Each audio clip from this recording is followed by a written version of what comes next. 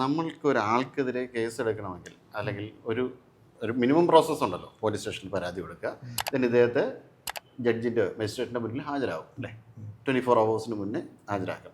പ്രൈമ ഫേസി അദ്ദേഹം തെറ്റ് ചെയ്തു എന്ന് ജഡ്ജ് ബോധ്യപ്പെട്ടാൽ മാത്രമേ അദ്ദേഹം റിമാൻഡിലേക്ക് അയക്കുള്ളൂ അല്ലേ? അങ്ങനെയാണോ?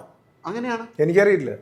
ഞാൻ എന്നല്ല അല്ലേ എന്നല്ല എന്ന് പെൺകുട്ടികൾ പരാതി കൊടുക്കുന്ന കേസുകൾ, പെൺകുട്ടികളെന്ന് വെച്ചാൽ അത് ഭാര്യ ആയിക്കോട്ടെ, സുഹൃത്തായിക്കോട്ടെ, ആരോ ആയിക്കോട്ടെ, ഒരു തെളിവോ ഒരു നടപടിയും ഇല്ലാതെ അതിന്റെ സാഹചര്യ തെളിവുകൾ പോലും നോക്കാതെ പിടിച്ച് റിമാൻഡ് ചെയ്യുന്ന ഒരു അവസ്ഥ. അല്ല, അത് പെൺകുട്ടി പറഞ്ഞു. അതിന് ഞാൻ ഒരു കാര്യം പറഞ്ഞുതരാം, ഒരൊറ്റ കാര്യം. ഇപ്പൊ അമ്മയുടെ അവിടെ പോയി എന്റെ വൈഫിനെ അമ്മ വിളിച്ച് താമസിച്ചിരുന്നപ്പോ ജാനുവരി 1 ഏതാനും ദിവസം കഴിഞ്ഞിട്ട് ഞാൻ അവിടെ പോയി ഒന്ന് ഇവിടെ നിന്ന് നിങ്ങൾ മാറണമെന്നുള്ള കാര്യങ്ങൾ അവളോടും മകനോടും ഞാൻ പറയുകയുണ്ടായി. പറഞ്ഞ് അവിടെ ഒരു വിഷയം ഉണ്ടാവുകയാണ്. അവിടെ ഒരു വിഷയം ഉണ്ടായപ്പോൾ ഞാൻ പോലീസിനെ വിളിക്കുകയാണ്. ഞാൻ പോലീസിനെ വിളിച്ചു. ഈ വിളിച്ച സമയം കൊണ്ട് ഇവര് പോയി. ആര്?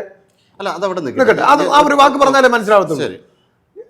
ഈ ഭാര്യയും കുട്ടികളും അവിടെ നിന്ന് വീട് കൂട്ടി പോവുകയും സിറ്റ് ഔട്ടിൽ ഇരുന്ന കിടക്കുകയായിരുന്നു. ഇവർ വിചാരിച്ച ഞാൻ മദ്യപിച്ച് വിറ്റായി കിടക്കുന്നു എന്നാണ് പോലീസുകാർ വിചാരിച്ചത്. മനസ്സിലായില്ലേ?